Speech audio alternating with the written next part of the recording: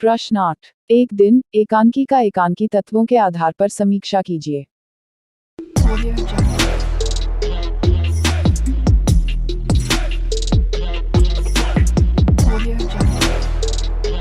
उत्तर। एकांकी नाटक के तत्वों की दृष्टि से भारतीय और पाश्चात्य विद्वानों ने एकांकी के 5 तत्व स्वीकार किए हैं।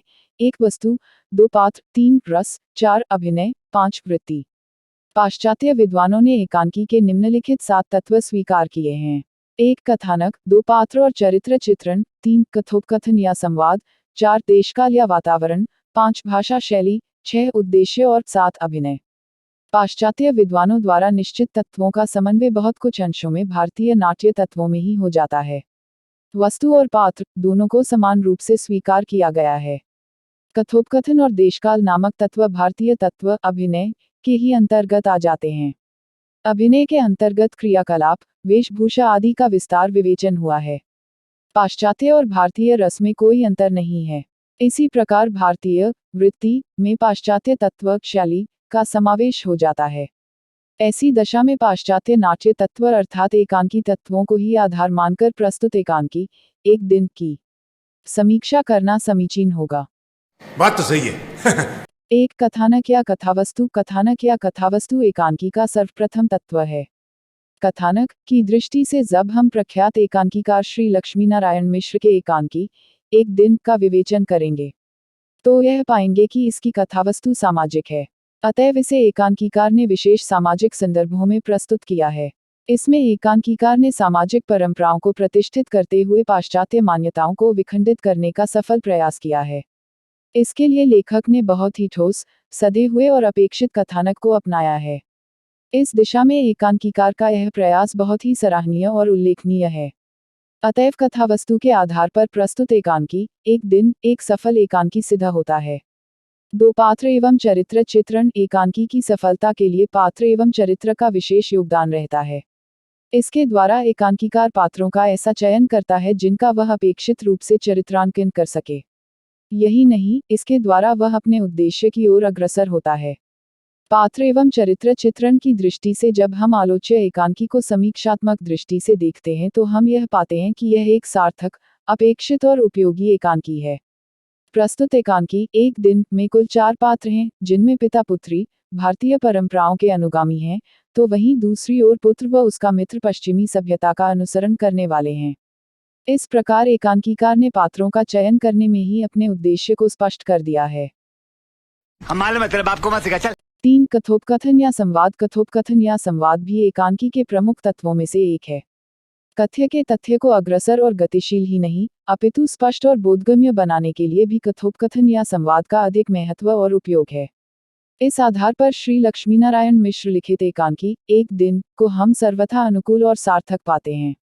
इस कथन की पुष्टि के लिए एक उदाहरण निम्न प्रकार है। चाहेगा निरंजन ओम हाँ, आपके विचार बड़े पुराने हैं। नया भारत अब आप लोगों से कुछ और। शीला भारत वही पुराना है। आप इसे नया बनाकर उसकी प्रतिष्ठा बिगाड़ रहे हैं। यह क्या चाहता है, उसको देखिए, उसको समझिए। जो आप चाहते हैं, उसका आरोप इस पुराने भारत पर न कीजिए। निरंजन इस युग का, इस 20वीं सदी का स्वतंत्र भारत पुराना है। पुराने विचारों में रूढ़ियों में जकड़े रहने का समय अब लग गया। आप देहात में हैं, शहर में रहती, वहां की लड़कियों को देखती, सिनेमा और स्त्रियों के समाज में जाती। उद्धरण चिन्ह। तो क्या नाचो मैं? 4 देशकाल या वातावरण। देशकाल या वातावरण एकांकी का एक प्रमुख तत्व है। इससे एकांकीकार के मंतव्य और विषय चयन की स्पष्ट झलक मिलती है। इस तत्व के द्वारा प्रस्तुत एकांकी एक दिन में एकांकीकार श्री लक्ष्मीनारायण मिश्र ने भारतीय सामाजिक परंपरा के कन्या द्वारा वर के चयन का आदर्शमय फलक तैयार किया है। इसके अंतर्गत एकांकीकार ने यह चित्रांकन प्रस्तुत किया है कि किस प्रकार भारतीय नारी पर पुरुष से पर्दा करती है। यही नहीं, वह उसी का वर्ण भी करती है जो आत्मसंयमी, निडर और साहसी होता है। इस प्रकार यह कहा जा सकता है कि देशकाल या वातावरण की दृष्टि से विवेच्य एकांकी एक दिन सफल एकांकी है। 5 भाषा शैली। भाषा और शैली न केवल पात्रों की अभिव्यक्ति होती है, अपितु रचनाकार की भी भावाभिव्यंजना का एक सांकेतिक आधार होती है। इससे जहां कथानक एक ओर आगे बढ़ता है, वहीं रचना का प्रतिपाद्य भी धीरे धीरे सामने आने लगता है। इस दृष्टिकोण से देखने पर यह तथ्य सामने आता है कि आलोचना रचना एक दिन की भाषा शैली पात्रानुकूल और विषयानुकूल है। इससे इसके प्रतिपाद्य को रखने में एकांकीकार श्री लक्ष्मीनारायण मिश्र बहुत अधिक योग्य और सक्षम सिद्ध हुए हैं। इस एकांकी की भाषा शैली की यह बानगी देखिए। क्या साबित करना चाहता है तू? क्या साबित करना चाहता है तू? योग राजनाथ, इस तरह धमकाकर नहीं बेटा। झूठा भय और झूठा इतिहास में बस यही दो बातें हैं। मोहन क्या कहते हैं? इस तुम्हारे नए राजनाथ, लड़कियों का स्वयंवर नहीं होता था, पर चुनता कौन था, कन्या या वर? एक कन्या के लिए सैकड़ों युवक आते थे। रूप, गुण और पौरुष में जो बड़ा होता, उसे कन्या चुनती। जयमाला जिसके गले में पड़ती, वह अपने भाग्य पर फूल उठता। उस युग में कन्या की यह मर्यादा थी, आज कन्या है। स्त्री जाति जितने नीच पिछले 10 वर्षों में गई है, उतने पहले कभी नहीं गई थी। मोहन, तो यही झूठा इतिहास है। राजनाथ, यही, और तुम अब कहते हो मैं जानूं और मेरे काम जाने। यह भय तुम दिखाते हो, जैसे मेरी लड़की के भाग में कुछ है ही नहीं। तुम उसके लिए भाग्य गढ़कर लाए हो। तुम्हारे सांचे का भाग्य या तो मैं मान लूं, और नहीं तो फिर मेरी लड़की डैक उठाएगी। 6 उद्देश्य कोई भी रचना सुउद्देश्यपूर्ण तभी होती है, जब उसका कोई महत्वपूर्ण लक्ष्य हो। लेकिन केवल महत्व लक्ष्य ही सुउद्देश्यपूर्णता का आधार नहीं होता, अपितु उसकी प्राप्ति के लिए निरंतर प्रयत्नशील कारक तत्व भी होते हैं। इस आधार पर प्रस्तुत एकांकी एक दिन सुउद्देश्यमय एकांकी है। अच्छा, हमको सिखा रिया है।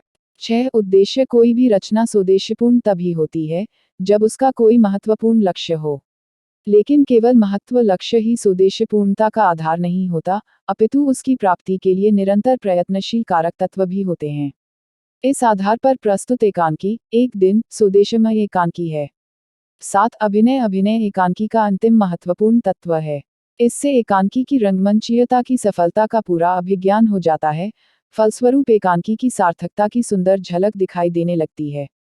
अभिनय की दृष्टि से प्रस्तुत एकांकी एक दिन को सफल और सार्थक कहा जा सकता है। इसका कारण यह है कि इसके लिए एकांकीकार ने प्रचुर किंतु अपेक्षित रूप से अभिनय संबंधित साज सज्जा, पात्र योजना और कला शिल्प का विशेष ध्यान रखा है। इससे एकांकीकार ने नाट्य शिल्प का सुंदर परिचय मिलता है। ये चुप है।